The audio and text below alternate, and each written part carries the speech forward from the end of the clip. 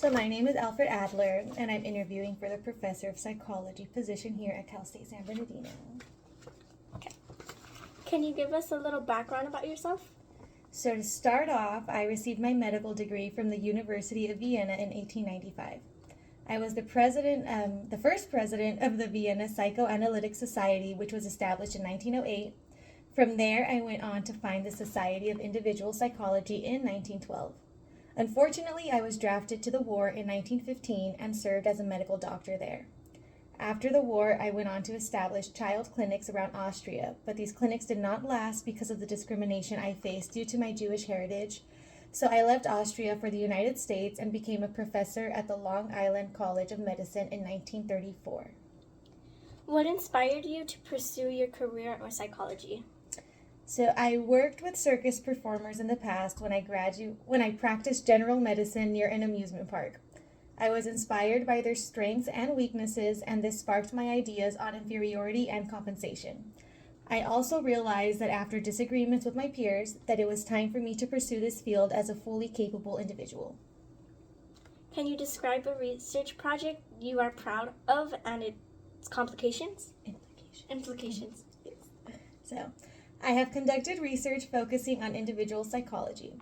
This research particularly focused on the idea that human behavior is best understood when we consider the whole person. So this includes considering their social context, their social and physical environment, and their underlying drive to overcome inferiority and assist in providing a sense of belonging. This influences how an individual responds to life tasks. The implications highlight the importance of understanding that each individual's lifestyle is unique and that early childhood experiences, including birth order, influence their motivation and coping skills. What are the potential real-world applications of your research? So my research can be applied in a variety of real-world settings, like therapy, child development, education, and in the community. My research can help those with low self-esteem and negative ways of self-thinking develop healthy coping strategies. My research is beneficial to children because it helps children develop a sense of value, competence, and significance. My ideas and theories can be applied in both classrooms and throughout the community. What do you consider to be the most important qualities of an effective psychology professor?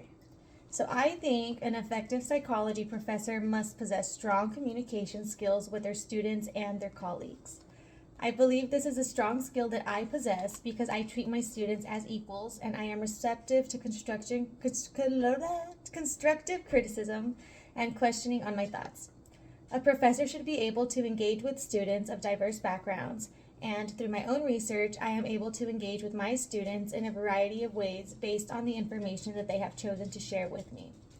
An effective psychology professor must be open to critiques and criticisms for the advancement of science, and I feel like I am open to my students trying to disprove my own theories because this only strengthens the foundation in research and current psychological theories. Psychology professors should create a positive classroom environment while adhering to ethical guidelines. I feel like I am able to provide my students with this because I provide a safe space for open dialogue, constructive criticism where they feel comfortable. Constructive criticism where they feel comfortable, all while I adhere to the ethical guidelines, including confidentiality. A passion for psychology must be evident in the professor, and I show nothing but enthusiasm for the subject matter. How do you support students who are struggling academically or facing personal challenges? Well, through my theory of individual psychology, I am able to support my students by emphasizing the importance of building self-esteem while encouraging them to take responsibility for their actions. I do this by identifying underlying issues that I feel may be hindering my students' performance. For example, if I feel like a student is not using techniques that are helpful to them learning effectively, I will personally reach out to the student and offer support. If they choose to meet with me for support, I will help them develop strategies that will help them perform better because my goal with my students is to offer guidance and support rather than punishment. This can include things like making a list of barriers from personal life, and not all need to be bad, per se. My student may be studying but spending more time with friends and needs to identify that this is an area where they need to cut back.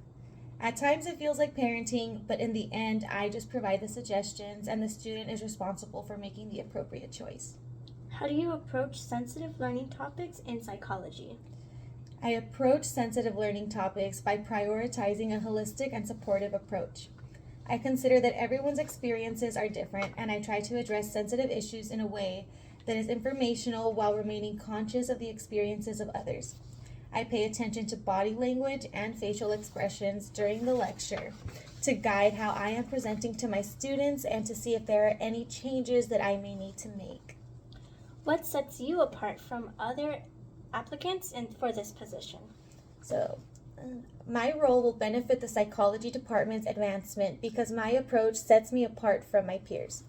I seek equality between a patient and myself, as I was one of the first to do this by getting rid of the couch in my office and instead use 2 chairs.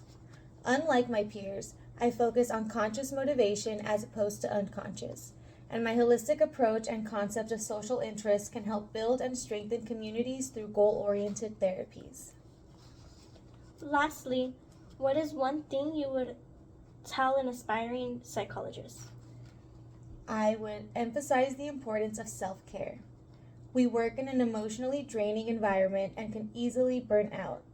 Without caring for ourselves, we cannot provide quality care to our clients. We also owe it to ourselves to take care of our mental health since we are trying to help others do the same for themselves. I would also stress exploring different areas of psychology before choosing a specialized field. There is so much to learn and there is no rush to choose a specialized field. Lastly, I would stress to be conscious of the interactions with our clients.